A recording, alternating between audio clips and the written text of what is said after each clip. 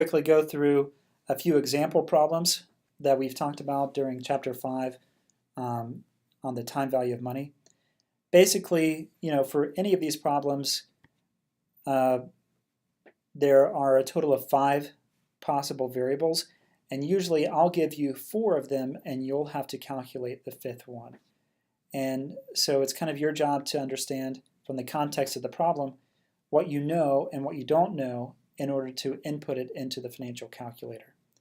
So if I'm asking you to solve for the future value, then most likely I will give you information about the present value, the number of periods, the interest rate, or the payment.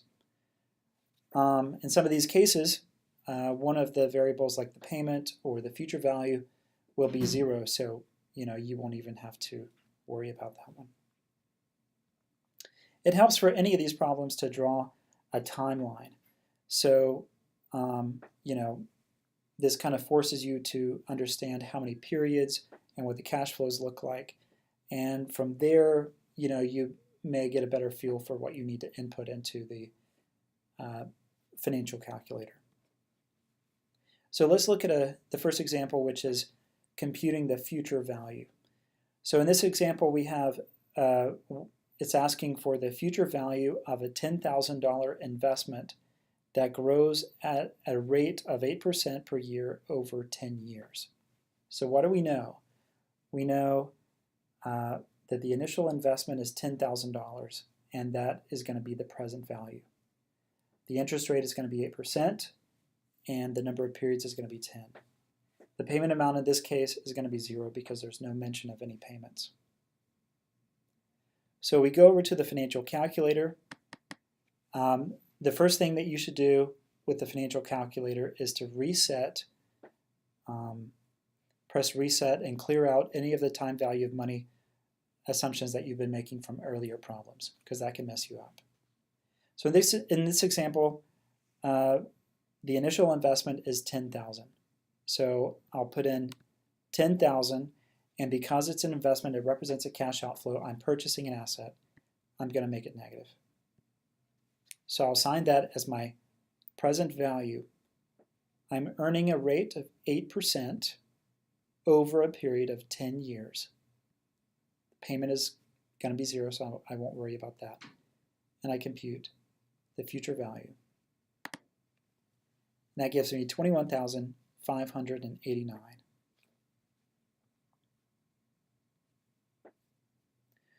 So the next question is, what is the resulting value, or the future value, after 30 years? I'll go back to this. Notice that I had put in 10 years previously, so why don't I replace that with 30 years, keeping the other assumptions, and computing the future value. After 30 years, at a rate of 8%, my investment grows to $100,626. What if along the way, over this 30-year period, I make annual payments of $5,000? We'll go back. Now, these payments represent cash outflows because I'm sending them to be invested. So I'll make 5,000 negative the payment and then recompute the future value. That gives me 667,000. So if I initially invest 10,000 and over the 30-year period I keep investing 5,000 per year and I earn an interest rate of 8%, then my account grows to $667,000. Okay, next question is computing the present value. What is the present value of a $100,000 payment that I'll receive in 5 years, discounted at a rate of 4%?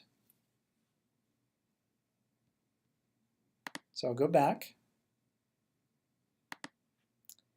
Remember to reset everything. So it's a $100,000 payment, $100,000 payment I'll receive in 5 years, discounted at 4%.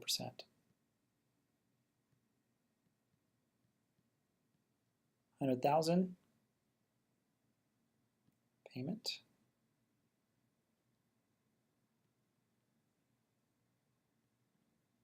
$5 years, 4%. Not going to worry about the payment. That's going to be left at 0, and we're going to compute the present value. Present value of that $100,000 payment today is $82,192.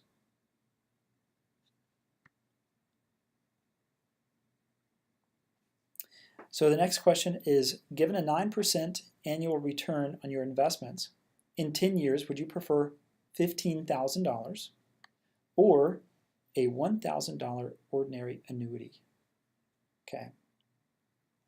So in order to, the approach that we need to take with this problem is to compute the future value of an ordinary annuity given an annual return of 9%. So we'll go back here, we'll reset the financial calculator. The annual payments are going to be $1,000, and the interest rate was 9% and over 10 years. So 10, 9, right? And now we compute the future value. $15,192. So, would you rather have the $1,000 ordinary annuity or the $15,000 in cash?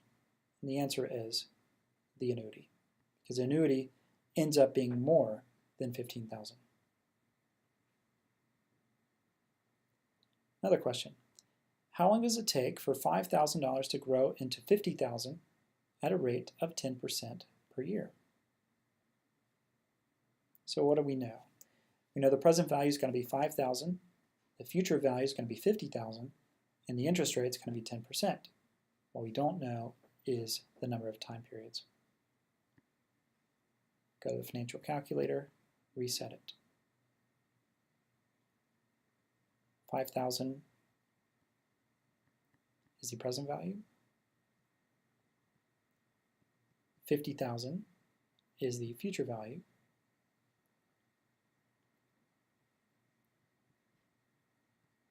10% is the rate. No payments. Compute the N. 24, a little over 24 years. So it takes a little over 24 years for 5,000 to grow into 50,000 at a rate of 10% per year. Another question, how much do you need to deposit into an account in order to have $3 million at the end of 30 years, and assuming that the investments grow at a rate of 8% per year? So there are two ways of approaching this problem. One is asking, how much do I have to deposit today? Another is, how much do I have to deposit each year, right? Assuming that I don't have a savings today, but I want to have $3 million at the end of 30 years, how much am I going to have to save from my paycheck? So let's first do the example assuming that I have money today, and so I'm just solving for the present value.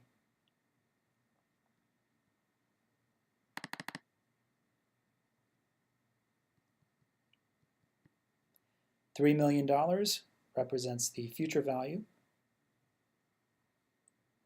What else do we have? 30 years, 8%. 30 for N, 8 for I. If I were just investing that money today, I would need to invest $298,000 in order for it to grow to $3 million at the end of 30 years. But if I'm just graduating college and I don't have any savings, then that's not going to work.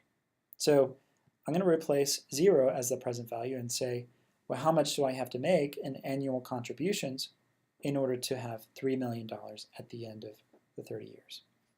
In that case, I've assigned 0 as the present value, and I'm computing the payment. I have to save $26,000 per year in order for that to grow to $3 million at the time that I potentially retire like after 30 years, right? Assuming that investments grow at a rate of 8%. Now, notice that 8% may be a little bit high. If I wanted to be more conservative and say, well, I don't think my investments are going to grow any faster than 5%, then what does that mean for how much I have to put away every year? So I've replaced 5 as the interest rate, and I'll recompute the payment, $45,000. So assuming a growth rate of 5% for my investments, I have to put away $45,000 a year in order to have $3 million at the end of 30 years.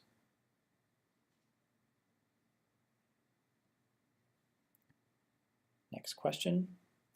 What is the implied interest rate if you lend someone $1,000 today and they pay you back $1,500 in 5 years? So go back here, reset. What do we know? Present value is 1,000, future value is 1,500, the number of years, N is 5. So remember, the cash flows have to balance in the financial calculator. So if I lend somebody money today, or at the beginning of the period, what was it, 1,000? It's going to be negative. But I'll get back 1,500 in the future. And so over a period of 5 years. And the question is, what is the implied rate of return? So we compute the interest rate, and it's going to be 8.44.